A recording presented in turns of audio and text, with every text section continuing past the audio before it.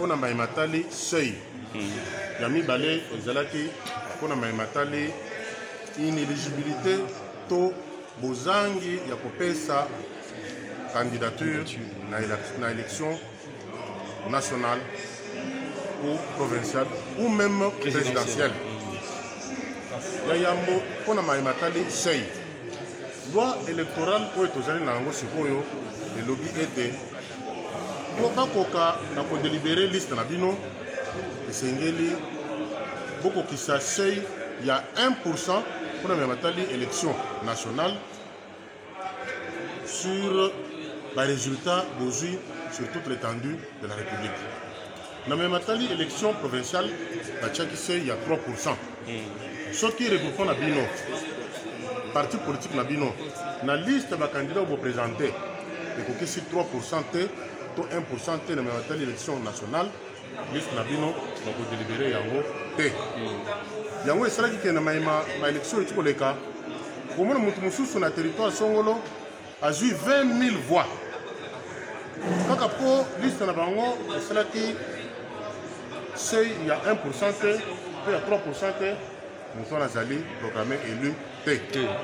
Mais mutu azwaki 1000 voix 2000 voix kaka po liste na bango bazwaki seuil ye wana akoleka epesaki kokoso mingi na mutu ya bayimboka mpona komona ete mutu oyo baponaki azwaki 20 000 voix baprogramme ye élu te oyo azwi 2000 voix baprogramme ye élu bayimboka balobi te oyo ya 2000 voix aza nani azali tricheur ayibi ubi apesi kanyaka po baprogramme ye élu nyonso na mpona nini po bayebaki mibeko ya mboka te.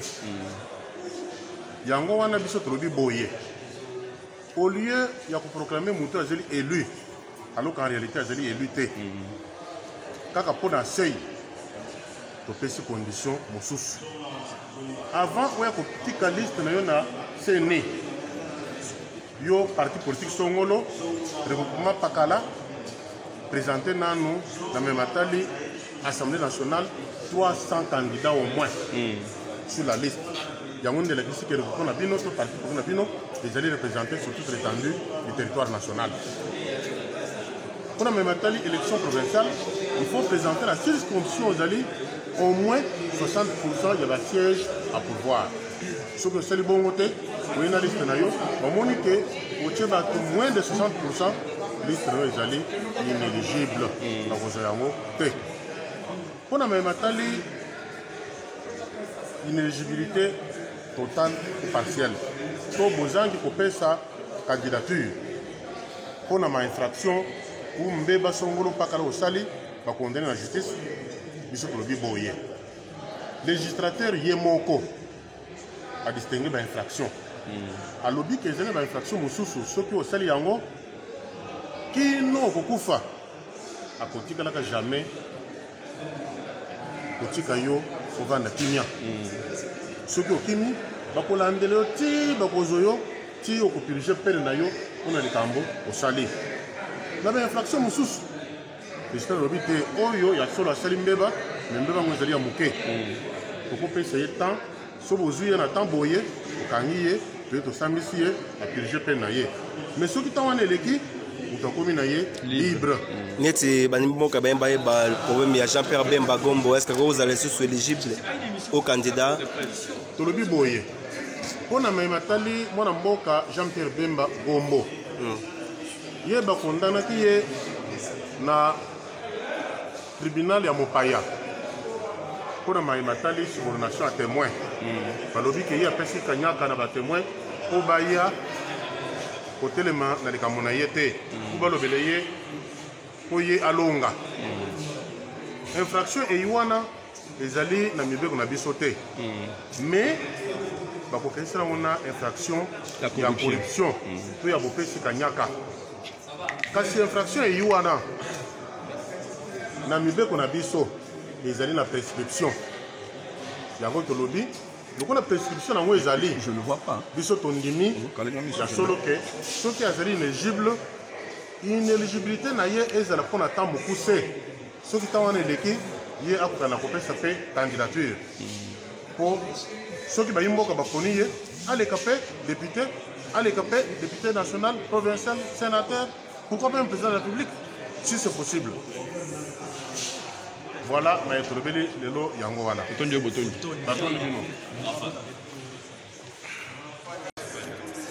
Honorable, vous venez d'intervenir en rapport avec cette loi, les options levées à cette loi électorale. Quelle est la connaissance de votre intervention?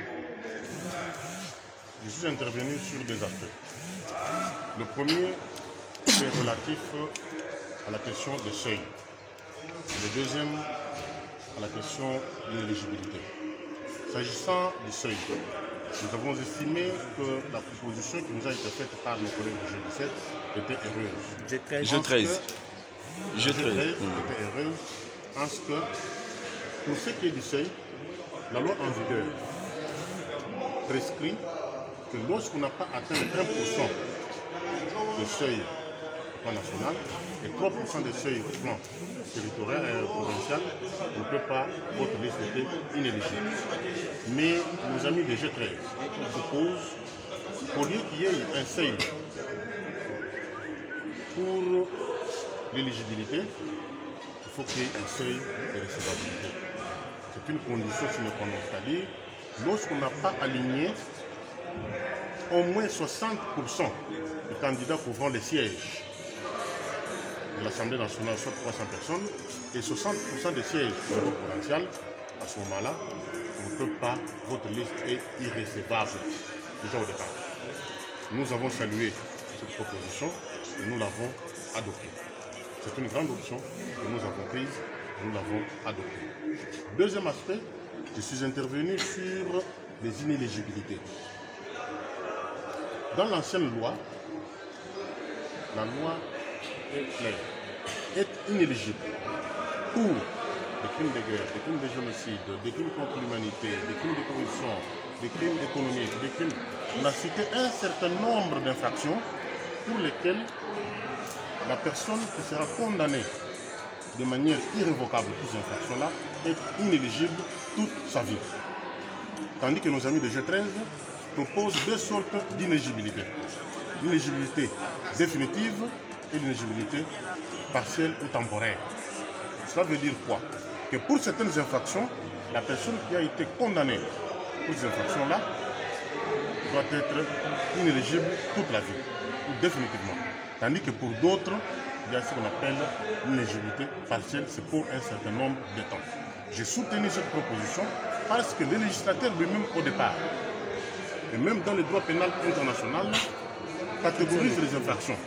Il y a des infractions dont la prescription part de 6 mois jusqu'à même 10 ans, et d'autres qui sont imprescriptibles compte tenu de la gravité des faits. C'est ainsi que vous avez des crimes contre l'humanité qui sont imprescriptibles. Crimes pour des faits de guerre, imprescriptibles. Alors moi je pense, question d'équité et de justice. Pour celui qui a été condamné pour des crimes imprescriptibles, celui-là est définitivement inéligible.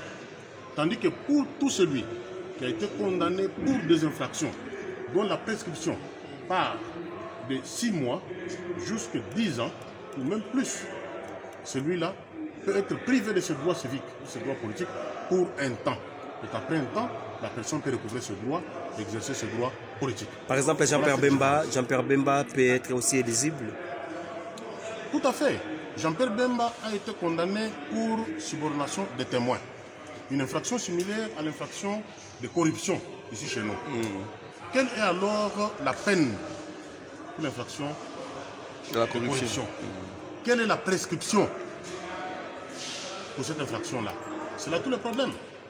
Comment voulez-vous comprendre que quelqu'un qui est condamné pour une infraction dont la prescription de 6 mois ou même d'une année peut perdre toute sa vie ses droits civiques et politiques?